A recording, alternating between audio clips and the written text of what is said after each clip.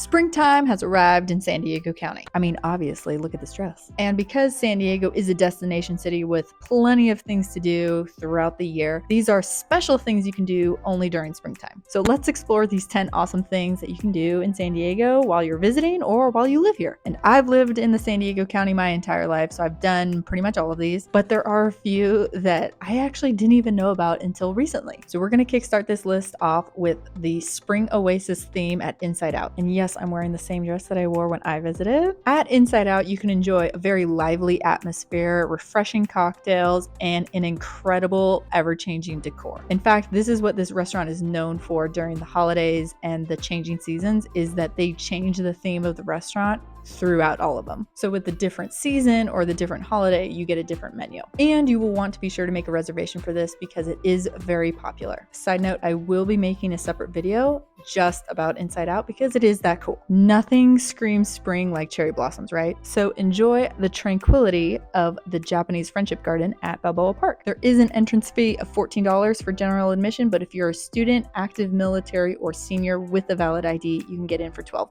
Children 6 and under can get in for free. There are plenty of pathways to stroll through with beautiful trees, luscious ponds. It's so beautiful there. It's truly a pace change from the chaos that surrounds that area right outside Balboa Park. It's just bustling San Diego city center. And be sure to check their website before you go for their hours and days of operation. Quite possibly the busiest time of the year at the San Diego Zoo Safari Park, I should know, I worked there for 3 years, is when Butterfly Jungle rolls around. For $15 per person, this 20-minute experience allows you to go into a habitat with tons of butterflies flying around. There is an option for you to be able to purchase nectar, so that way you can kind of like entice the butterflies to come closer to you. But you don't need to purchase this. There are plenty of times that butterflies will land on you just willy-nilly. It is an extremely popular event for all ages and consistently sells out when it's happening. So make sure you plan accordingly for when you actually want to go to the safari park if Butterfly Jungle is available. And just to note, this is technically considered one of their safaris, so it is an additional purchase outside of the admission price. So if you purchase an admission ticket, that does not mean you get to go into the Butterfly Jungle automatically. You have to purchase your ticket separately. Part of the lovability towards spring is that you can start getting out into the outdoors a little bit more. So why not head out to Carlsbad to do some strawberry picking? You buy your little bucket of sorts and you are let out into the fields to go pick at your leisure. There's a little bit of strawberry picking, there's a little bit of strawberry eating. It's all about balance. And they also have their lavender field coming soon. You will not be able to purchase tickets in advance for the Carlsbad strawberry picking, and the price will vary depending on how many strawberries you want to pick. And right down the road from strawberry picking, we have our next activity, and that is the beautiful flower fields at Carlsbad. You can wander through 55 acres of ranunculus, I really hope I pronounced that correctly, flowers, and they have practically every color available. It's beautiful. Now, although you won't actually be able to walk within the rows of flowers themselves, they offer plenty of opportunities for you to get as up close and personal with the flowers as much as possible in their designated photo op areas. Because these photo ops tend to draw a large crowd, the lines for these photo ops do end up getting to be pretty lengthy. But just remember, this is a 55-acre field. A lot of people, when they show up, they see the first couple photo ops and they just get in those lines. But there's also even cooler photo ops if you just like walk down the fields a little bit more. I should know, I took pictures there. And these photo op areas are perfect for Instagrammable moments like mine, or you can even use them as opportunities to take some family pictures. Adult ticket prices are $23. This ticket price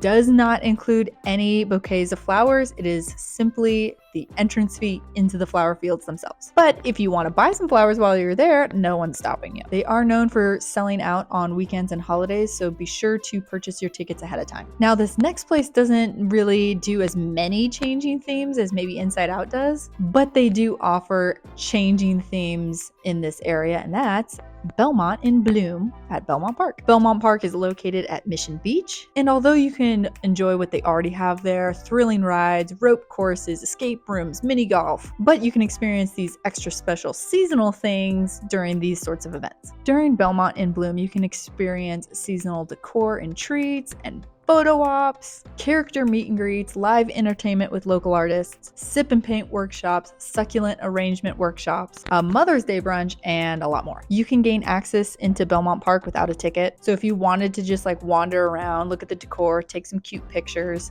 that is fine. You don't need a ticket for that. But if you wanted to do any of the activities like riding the roller coasters, playing the carnival games, doing the escape room, things like that, that will cost money. And because Belmont Park is literally right on the beach, you can do this and then just go lounge on the beach somewhere, work on your tan. Not a lot of people will like this next one I have. Hiking and exploring the natural beauty of Tory Pines. There are countless trails that offer scenic views of the Pacific Ocean from up above on the cliffside. Their hiking trails do range in skill level, so like this trail right here was maybe a 10-minute walk to the overlook, and it was pretty much all flat. But because these trails are at the top of a very steep hill, I mean, how else are you going to get the cliffside views? You may be tempted to pay for parking, which is about $25 the last time I went, but this price can vary based on the holidays, or it might not even be available if it's too busy that day. There is parking along the beach, but it would mean that you would have to walk to this hill, climb up the steep hill before you even get to the hiking trails. That might be too much walking for one person to handle. Next stop, La Jolla. This town is already beautiful enough as it is. Now we have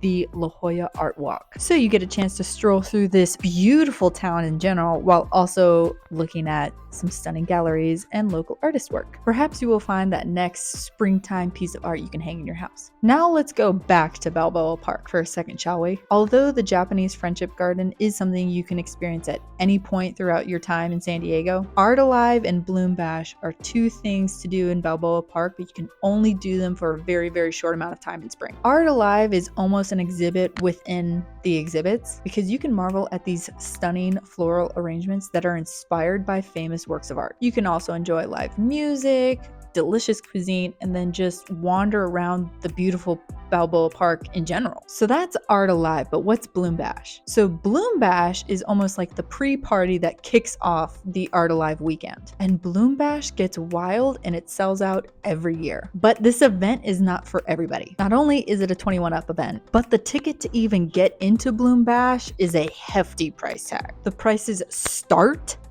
at $250. So the ticket price for Bloom Bash is $250 if you're a member and $300 if you're a non-member. But it sells out every single year. So even if you can't do the one-night event at Bloom Bash, you can still experience Art Alive. And we've come to the last springtime activity for things to do in San Diego. And that is the Julian Daffodil show in the small town of Julian. Go figure. You can admire an exquisite display of daffodils. You can look at some art of daffodils. And in general, you can just kind of embrace the beauty of this small town and maybe grab yourself a piece of pie. So from the classic springtime activities like going to a flower field all the way to a $250 Bloom Bash party, there are so many things to do in the San Diego County during spring. And I hope you get the opportunity to experience all of them. Well, probably not Bloom Bash. Let's ex-nay that one. That's out of price range for a lot of people. So not Bloom Bash, everything else. Hope you can do those. Okay, bye.